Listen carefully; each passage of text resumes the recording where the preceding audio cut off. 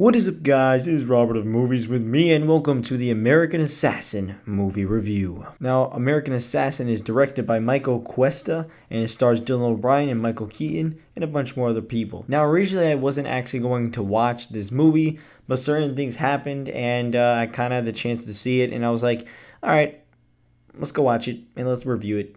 And yeah, it's kind of what the Rotten Tomato scores and Metacritic scores were actually saying. Now, don't get me wrong, this isn't a bad movie.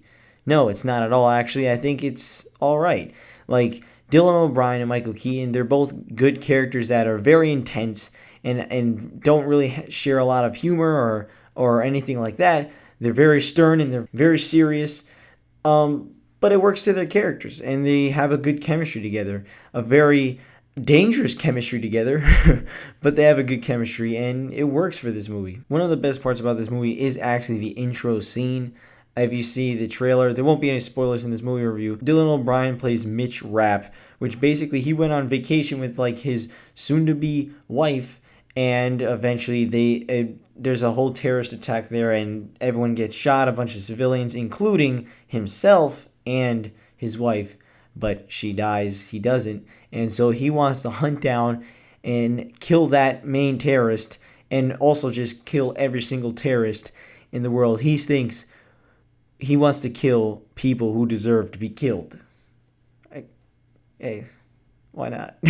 And this leads him to Michael Keaton, who is almost like his head man, also like a captain, but he's also a bit of a trainer. He's training him in the process too to be even better than he already is, which he's amazing already. He doesn't really follow orders. A lot of times they tell him to do something and he does the complete opposite.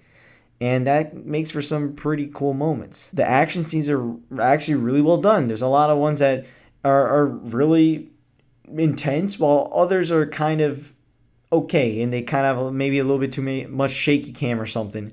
But for the most part, there's actually pretty damn good action scenes. I did enjoy them. There's good car chase scenes. There's some good hand-to-hand combat with, again, Dylan O'Brien. He's the star of the show, along with Michael Keaton as like a secondary / pretty much main character. Now, but let's talk about why it's really bogs down a lot.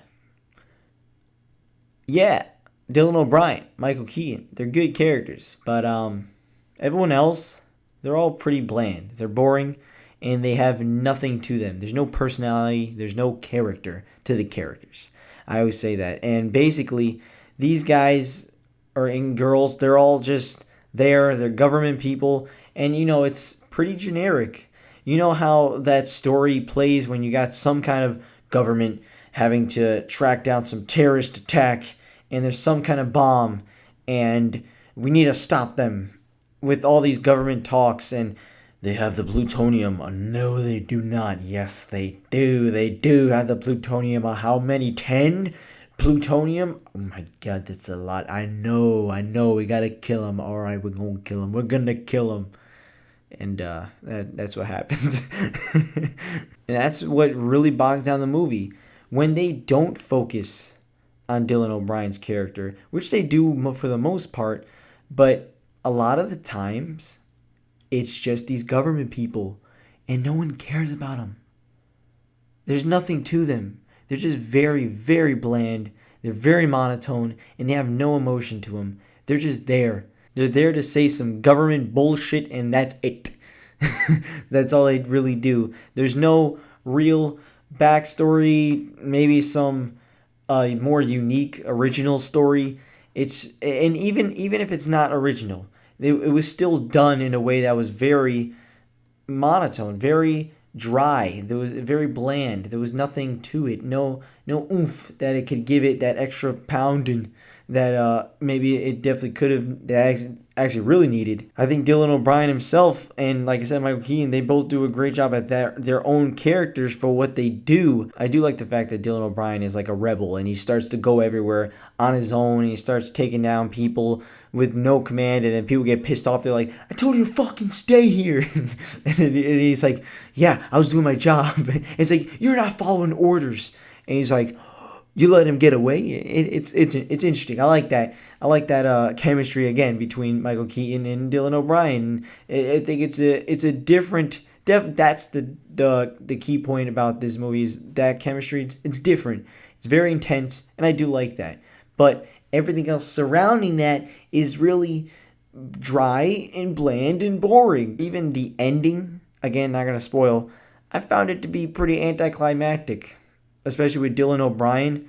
Yeah, I liked him throughout this whole movie, and then the ending is kind of like, okay, I get it because you like kind of repeated some stuff from the past, so it's like, oh, look at that, but it's whatever. Overall, I'm gonna give American Assassin a 5.5 out of 10. It's a very alright movie.